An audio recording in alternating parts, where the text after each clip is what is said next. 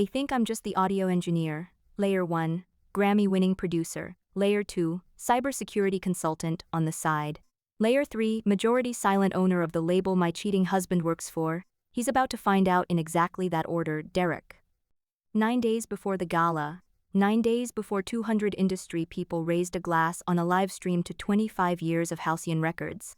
9 days before my husband learned that the woman he'd been lying to for 6 years owned the building he'd been lying in. My name is Ren Ashworth, though almost nobody at Halcyon has ever heard the second half of that. In the building I'm just Ren, freelance mixing engineer. Good ears, keeps to herself, married to a nice guy in marketing. That's the whole file people keep on me, and I built it that way on purpose, one boring detail at a time, for 11 years. My father built Meridian House out of a single radio promotions company into the kind of media conglomerate that owns pieces of things you've heard of without ever hearing its own name. Before I could walk, he put a trust in my name, stocked it with a controlling stake in a dozen companies, and left one instruction for the lawyers: let her choose her own life first, only tell her the size of it once she's ready to hear it. The trust had a second guardian besides me on paper, a family attorney named Priscilla Whitcomb, who had drafted it before I could talk and had spent every year since gently reminding me the authority was mine the day I wanted it. I used to tell her I wasn't ready. What I meant was that I liked being underestimated. Being underestimated turns out to be its own kind of safety, right up until it isn't. I was ready at 22, I chose not to use it. I'd grown up watching what a marriage built on my mother's name and my father's money did to both of them, dinners where they negotiated like board members instead of people. I remember being 9 years old, sitting on the stairs past my bedtime, listening to my mother ask my father, in the calm, terrible voice of someone who already knows the answer, whether he'd have married her at all if her family hadn't owned the distribution company his label needed. He didn't answer fast enough, that was the answer. My mother left when I was 12, tired of being the answer that came too slowly. She still calls twice a year, on my birthday and on the anniversary of my father's death, and we talk about nothing in particular for exactly 9 minutes, which I've come to think is its own kind of love, just a very economical one. I decided a long time before I ever met Derek that if anyone was ever going to choose me, it would be the version of me with a mixing console and a bad apartment, not the version with a trust fund and a chairman's seat waiting for her. So when my father died 4 years ago and left me full control of the Ashworth Trust, I didn't take a seat at Halcyon Records, the little label under Meridian's umbrella that he'd loved best, the one he used to say ran on ears instead of spreadsheets. I let his oldest friend and protégé, Grantham Cole, keep the chairman's office he'd already held for a decade. I kept my name off every document that mattered, and I kept doing the one thing about me that had never once been a lie. I mix records for a living, and I hear things other people don't. That part isn't a metaphor. I have what audiologists call absolute pitch, and what my father used to call fondly the family gift finally going somewhere useful. I can tell you a hum is sitting at 60 Hz instead of 50 before I've consciously thought about it. I can hear the difference between a room treated with foam and a room treated with fiberglass. I can hear when a so-called final master has quietly been re-rendered, because re-rendering shaves a few cents of pitch drift into a file no human ear is supposed to catch. He used to test me on it, back before I understood it was anything other than a party trick. He'd play me 2 versions of the same 8 bars, one mixed by whichever young engineer he was grooming that year, one mixed by somebody with 20 years more experience, and ask me which one was telling the truth. I was right almost every time by 9 years old. He used to say I'd been born with the one thing in this business you can't fake and can't buy, and that someday it would matter more than my last name ever would. I don't think either of us imagined it would be the thing that finally caught the man he trusted most stealing from the company he loved best. I like to think he'd have found that funny. I know he would have found it exactly, precisely fair. Mine catches it anyway. It's the reason a handful of people in this industry pay me off the books, under invoices that just say technical consulting, to listen to their catalogs and tell them when something's wrong.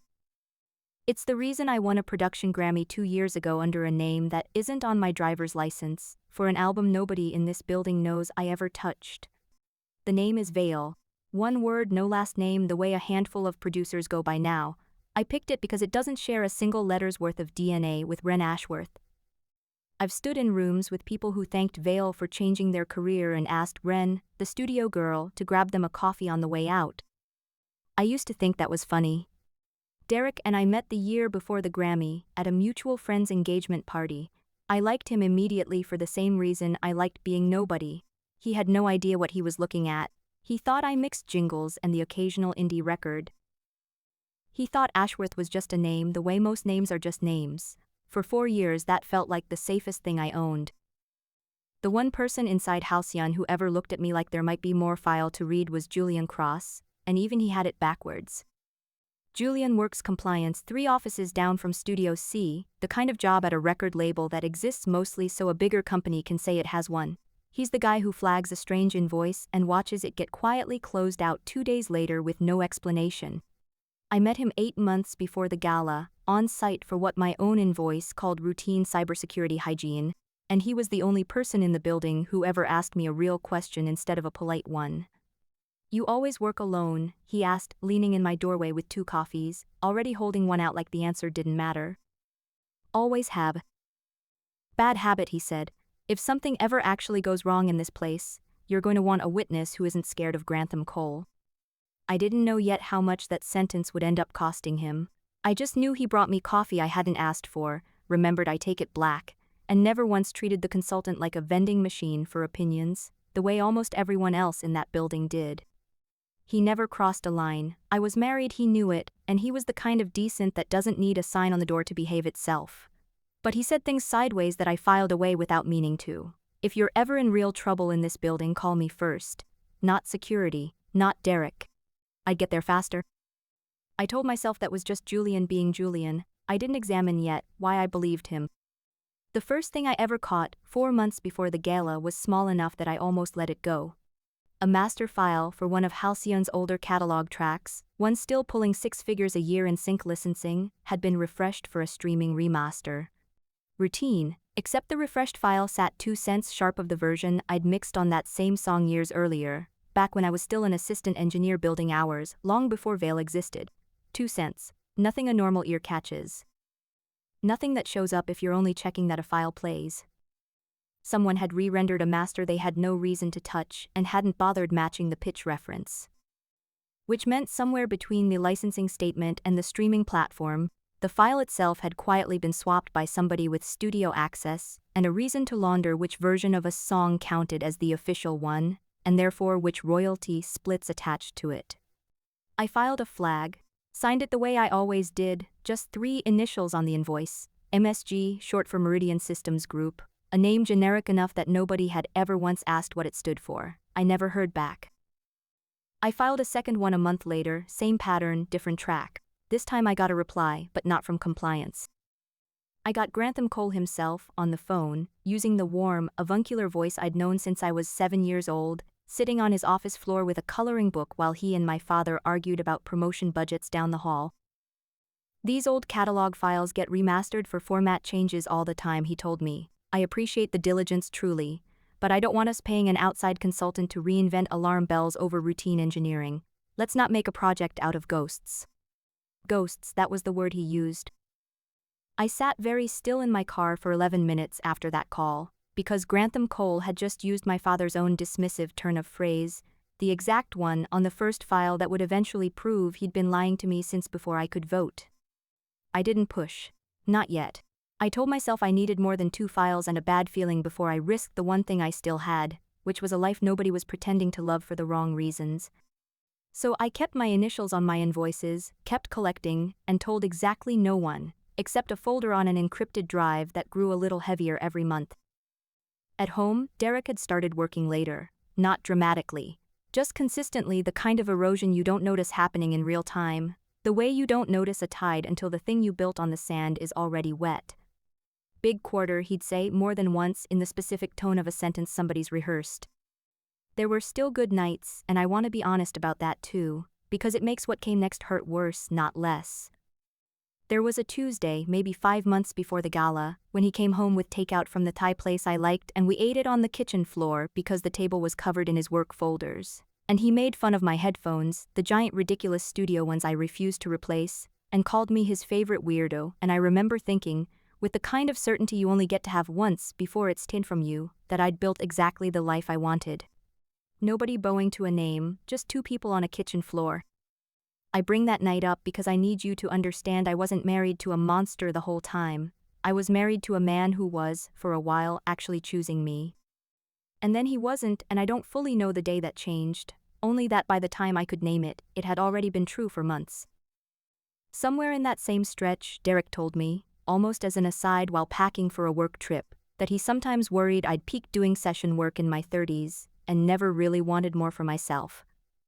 He said it kindly, the way people say the cruelest things, entirely convinced they're being supportive. I didn't tell him I'd turned down a board seat at a media conglomerate the week before we met. I let him worry. It was easier than the alternative, and by then, apparently, so was he. I brought him one of my flagged files once, stripped down to just 4 seconds of audio, the drift audible even to someone without my ears if they knew where to listen. I told him a friend in the industry had asked me to sanity check something.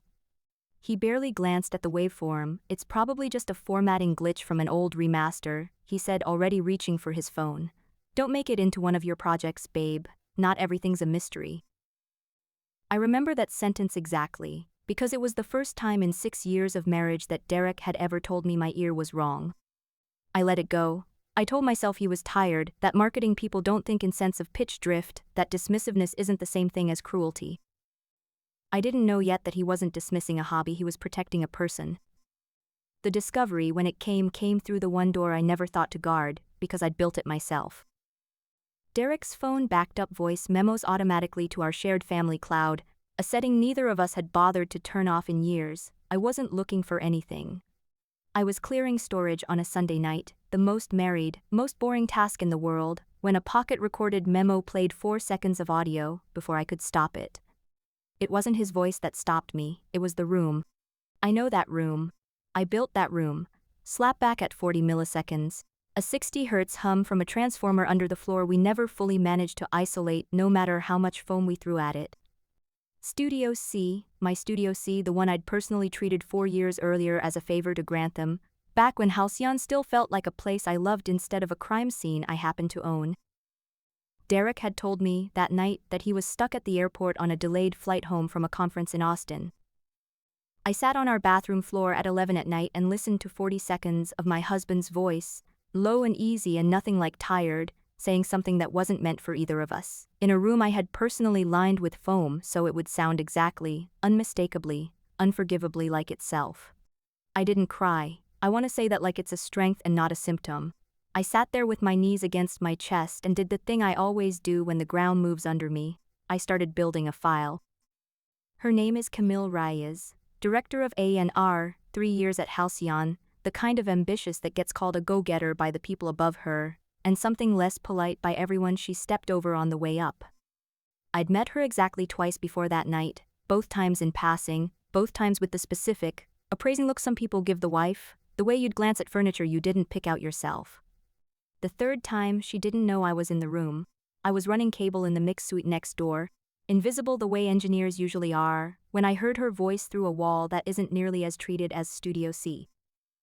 He's not leaving her yet because he's soft, she told someone, half laughing. No offense to the guy, but nobody stays married to a woman who disappears into a soundboard every night. Derek needs somebody who can actually keep up with him. I'm not in a rush. I can wait out a marriage that's already over. I finished running the cable. My hands didn't shake. I want you to know that, because it matters later. My hands did not shake once the entire rest of that week. The gala was 12 days out by then.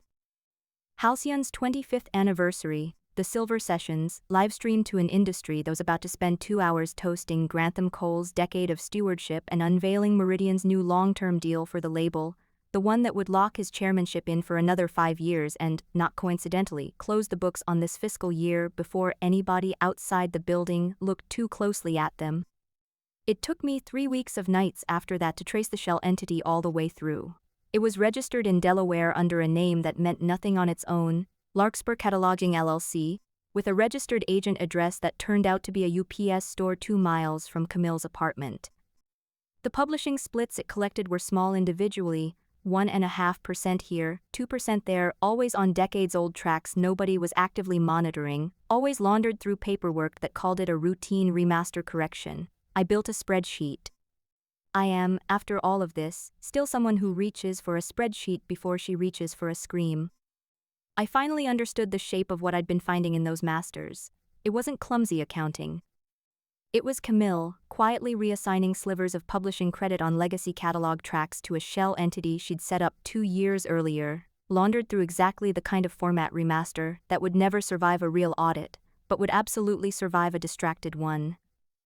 Small enough per song to stay under anyone's radar, multiplied across a 25-year catalog, large enough to buy a very nice apartment in a very short time.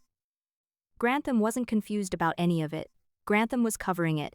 Same warm avuncular voice both times. Ghosts. Don't make a project out of it. Because a public fraud finding 9 days before his own re-up would end his chairmanship faster than any retirement he'd have planned on his own terms. Derek, I understood slower, and it cost more to understand. He wasn't in on the money. I need to say that plainly because it's true, and because the truth is worse than the version where he was simply greedy. He was in on protecting Camille, full stop, for reasons that had nothing to do with royalties and everything to do with wanting a woman more than he wanted to be the kind of man who tells his wife the truth. Every time he'd waved off one of my flagged files, he hadn't been protecting the company. He'd been protecting her. I told Julian none of it yet, but he watched me get quieter that week the way people who actually pay attention do, and he didn't ask what was wrong so much as he made himself impossible to avoid. "You've had the same coffee order and the same face for 4 days straight," he said one afternoon, setting a cup down without asking. "It's not your problem. Everything in this building that isn't getting handled becomes my problem eventually," he said. "That's the job. But if you ever need it to be personal instead of professional, you know where my office is. I mean that." I asked him once, carefully, whether he'd ever gotten anywhere with the reports he used to file before he stopped bothering. His jaw did something tight. "Every real one I ever sent up got buried within 48 hours, he said. "I used to think it was Grantham being lazy. I don't think that anymore. I think somebody upstairs wants certain ghosts staying buried until after the 25th. He looked at me a beat too long. "I don't know who I'm actually working for half the time in this place. Some days I'm not sure the org chart tells the truth about who's really in charge." I should have heard that sentence for what it was. I was too busy being the person with the biggest secret in the room to notice I might not be the only one. There was one night, about 6 weeks before the gala, when Derek came into my office while I had the encrypted drive open, spreadsheets and file hashes filling the screen. He didn't recognize any of it. Why would he? But he stood in the doorway a beat too long, and asked what I was working on, and for one full second, I considered telling him everything, right there, weeks early, just to stop carrying it alone. "Client stuff," I said instead, "boring audit work." He nodded, already checking his phone, already gone from the conversation before he'd finished nodding. I minimized the window and told myself I'd made the right call. I've replayed that second more times than I've replayed almost anything else that happened that year, the one where I almost handed him the truth for free, before he'd done a single thing to deserve being handed anything at all. There was one good afternoon in there, and I'm keeping it, because the story doesn't get to have all of them. Julian brought lunch from the terrible sandwich place 2 blocks down, the one with coffee that tastes like a fire drill, and we sat on the loading dock in the sun and argued for 20 straight minutes about whether the label's Nusayni could actually sing or was just extremely well lit.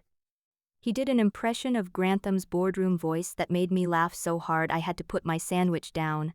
There was a version of that afternoon where he might have said something he'd have needed to take back later, and I watched him choose, visibly, not to. I didn't know yet how much that restraint was going to matter to me. I just knew I noticed it, the way I notice everything, whether I want to or not. 6 days before the gala, the breaking point came in a compliance walkthrough I'd been quietly asked to sit in on as the consultant, reviewing catalog access logs with Julian and, unexpectedly, Camille, who ran A&R oversight for exactly the tracks I'd flagged. Derek stopped by to grab Camille for lunch, the way he did now without bothering to hide it from anyone except me, and made a joke to the whole room about how his wife did some kind of tech thing on the side, real cute, kept her busy while he handled the actual work. Kept her busy. In front of Julian, whose opinion I'd come to trust more than almost anyone's, in front of Camille, who smiled at me the way you smile at a coat check girl. I felt something in my chest go from a held breath to a closed door. Not louder, quieter. I remember thinking, with total clarity, 4 words that had nothing dramatic in them at all. "I'm done waiting." By the end of that week the file had a name, even though only I would ever see it, Ledger. 11 months of flagged audio, 3 years of licensing statements, a shell company's registration paperwork, and 40 seconds of a voice memo I'd listened to so many times I could have transcribed the room tone alone. I remember closing the laptop that night and feeling, for the first time since the bathroom floor, something closer to steady than devastated. I wasn't waiting anymore, I was aiming. I called my father's old attorney that night. I told Priscilla I was ready. She didn't ask ready for what, she just asked when. 9 days, I said, the guilt. Then we have paperwork to move faster than I'd like, she said, but it's your authority, Ren. It's been sitting there waiting for you since the day your father died. Say the word and I'll have the trust standing confirmed and filed within the week. I stopped protecting Camille's cover story in the compliance system, which is a polite way of saying I stopped pretending her explanations for the catalog anomalies made any sense on paper. I let her scheme keep moving exactly the way it had been moving, because a scheme that still believes it's hidden makes more mistakes than one that knows it's been found, and I wanted every mistake on the record before I lit the match. I told Julian 3 days before the gala, not everything, enough. I need you to trust me on something I can't fully explain yet, I said in his office, door shut. In 9 days, some things about me are going to look very different to you. I need to know that whatever you find out, you'll still believe I was straight with you about the only thing that ever actually mattered between us. He was quiet for a long moment. Ren, I've spent 8 months reporting things nobody upstairs seemed to want acted on, to an inbox I was told belonged to independent oversight and never got a name for. I stopped asking whose desk it landed on a long time ago. He looked at me carefully. Tell me it's you. Tell me I've been talking to you this whole time, and I'll stop being surprised by anything else that happens this week. I didn't answer him. I couldn't, not yet, not until Priscilla had the paperwork airtight. But I didn't look away either, and for Julian, that turned out to be answer enough to change how he looked at me for the rest of that week. 2 days before the gala, it almost fell apart. Camille noticed the access logs weren't adding up the way she needed them to, and did what smart, cornered people do. She went looking for who had actually been pulling the catalog files, and found the initials sitting on 11 months of flagged reports. MSG Advisory. One call to the vendor registry, and she had a name that meant nothing to her yet, attached to an address that meant everything. My consulting invoices ran through an entity registered, 3 layers deep, to the Ashworth Trust. She didn't get all the way to Ren Ashworth, wife of Derek Hollis, before the gala. She got exactly far enough to panic, and panic, in someone like Camille, looks like offense. 3 floors up, in an office she'd decorated to look like someone who belonged in it, she made a decision that would end her career faster than anything I could have designed myself.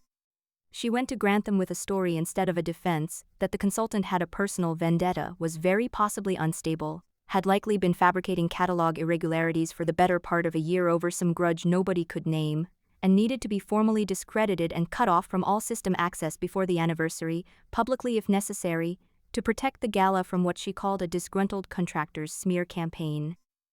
Grantham, who still believed he was protecting a decade of comfortable lying and not his own oldest friend's daughter, agreed immediately.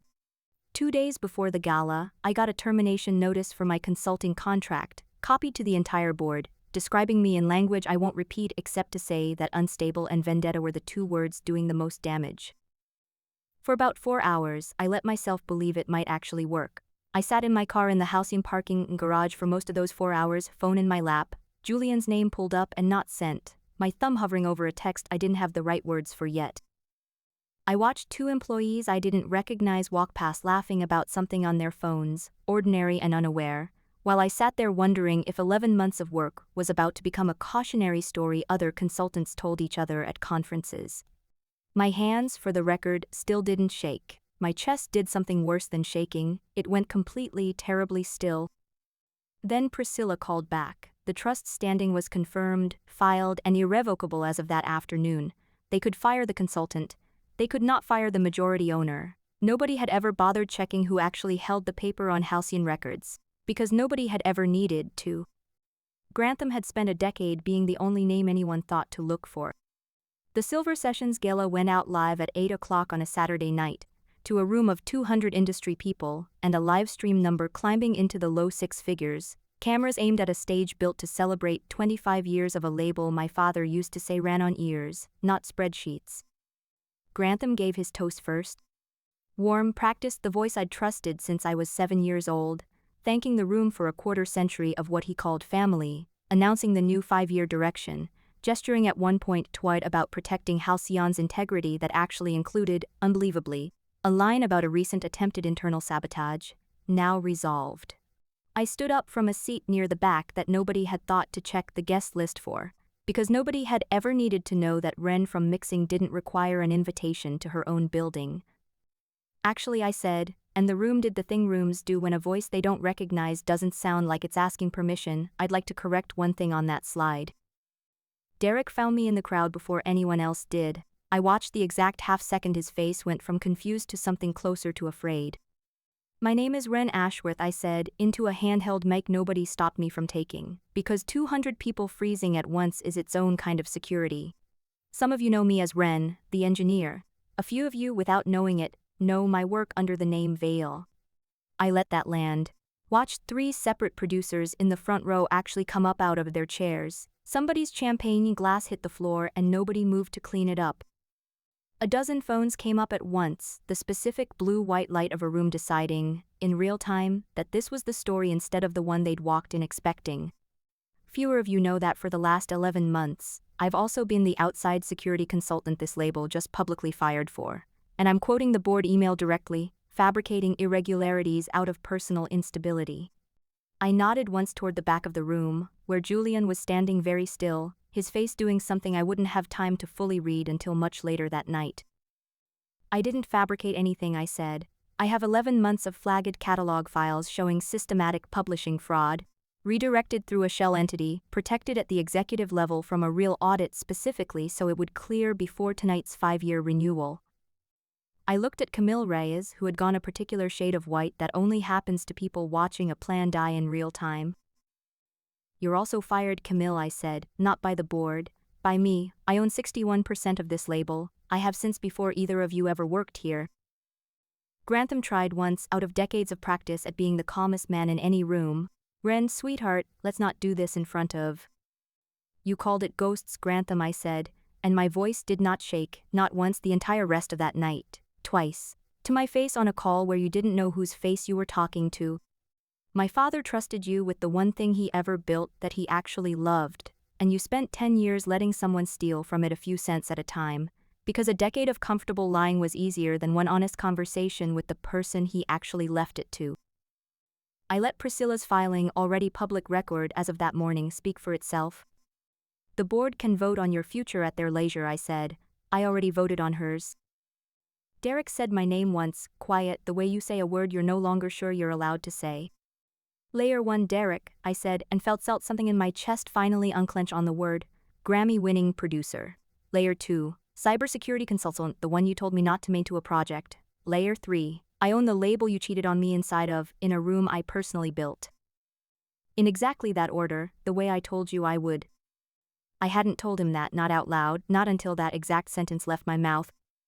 It was true anyway, and it felt true saying it, and 200 people and a 6-figure livestream audience got to watch my husband learn, in real time, that the woman he'd spent 6 years calling cute had been standing in every room that mattered the entire time. I didn't stay for the rest of the gala. There's a version of this where I'd have wanted every camera in that room for as long as they'd give me. That isn't the ending I wanted in the end. I'd already gotten the only part that mattered. Julian found me on the loading dock behind the building 20 minutes later, still in the dress I'd worn to watch my own marriage end on a live stream. You could have told me, he said, not angry, just tired in a way I recognized. I was going to, I said. I wanted it to be a choice I made in a quiet room, not a headline I made in a loud one. You said you didn't know who you were really working for. I've got to guess now. I've had 8 months of your coffee and about 4 minutes of the truth, I said. That's not a fair trade yet. He didn't say anything clever back. He just reached over, thumb along my jaw, the kind of gesture that isn't asking anyone's permission because it isn't taking anything. I'm not in a hurry, he said. I've been patient about worse things than paperwork. The divorce filing went in the following Monday. Derek didn't contest it. There wasn't much left to contest. The board's own compliance file did most of the talking for me, and the label placed him on leave within a week for quashing legitimate audit flags to protect a subordinate he was involved with, a sentence that took the compliance department exactly 1 paragraph to write. After 11 months of Julian trying to get anyone to read the first one, Camille's firing turned out to be the smallest of her problems by the time the fraud finding reached the district attorney's office. Grantham resigned before the board could vote, which I've come to understand is what dignity looks like when there's nothing else left to spend. 3 weeks later, Meridian's board asked me, formally this time, whether I intended to take the chairman's seat myself. I told them no. I told them I intended to hire someone who was good at spreadsheets and terrible at keeping secrets, and that I'd be checking his work personally, forever from Studio C, where I actually like to spend my days. My father would have hated the joke and loved the decision. I choose to believe both things are true.